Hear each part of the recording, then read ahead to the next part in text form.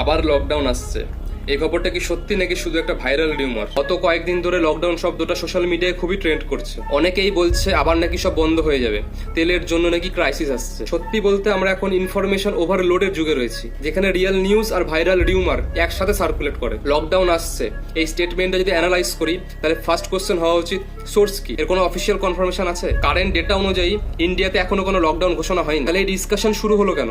এর পেছনে আছে একটা জিওপলিটিক্যাল ট্রিগার। মিডল ইস্ট রিজনে যুদ্ধ এবং টেনশন বাড়ার কারণে গ্লোবাল যে অয়েল সাপ্লাই চেন, তাতে একটা ইম্প্যাক্ট হয়েছে। বিশেষ করে স্ট্রেট অফ হরমুজ মানে হরমুজ প্রণালী, মেজর অয়েল ট্রানজিট রুট। ইন্ডিয়ার মতো কান্ট্রি যারা লার্জ স্কেলে অয়েল ইম্পোর্ট করে, মানে বাইরে থেকে আনায়, তাদের ইকোনমিতে প্রেশার আসতে পারে। Oil price increase, logistic cost increase. But important point হলো, এটা supply side economic issue, public health emergency না। এখন একটু লজিক্যাল ভাবে ভাবো, লকডাউন কখন দেওয়া হয়? যখন human two human transmission control করতে হয়, যেমন গ্যাদারিং কন্ট্রোল করতে হয়, যেমন pandemic situation. But oil crisis বা ওয়ার সিচুয়েশনে প্রোডাকশন, প্রাইসিং এবং ট্রান্সপোর্টের উপর ইম্প্যাক্ট পড়ে, মানুষের মুভমেন্ট কন্ট্রোল করতে হয় না। সো টেকনিক্যালি এই সিনারিওতে লকডাউন একটা লজিক্যাল সলিউশন না। সরকার জেনারেলি এই সিচুয়েশনে ফোকাস করে supply chain stabilisation, strategic reserve use করা এবং price control mechanism.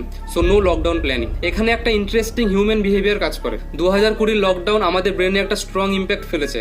Similar trigger March মাস, তার সঙ্গে গ্লোবাল টেনশন দেখতেই ব্রেনে একটা ওয়ার্স্ট কেস সিনারি তৈরি করছে, তার সঙ্গে এই social media. So final truth হলো, লকডাউন এখন ডেটা অনুযায়ী এক্সপেক্টেড না, কিন্তু মিস ইনফরমেশন খুব দ্রুত স্প্রেড হয় এবং হচ্ছে। সো ইন্টেলিজেন্ট অ্যাপ্রোচ হলো রিয়াক্ট না করে অ্যানালাইজ করো, কারণ ভয় খুব দ্রুত সরায় ফ্যাক্টের থেকে।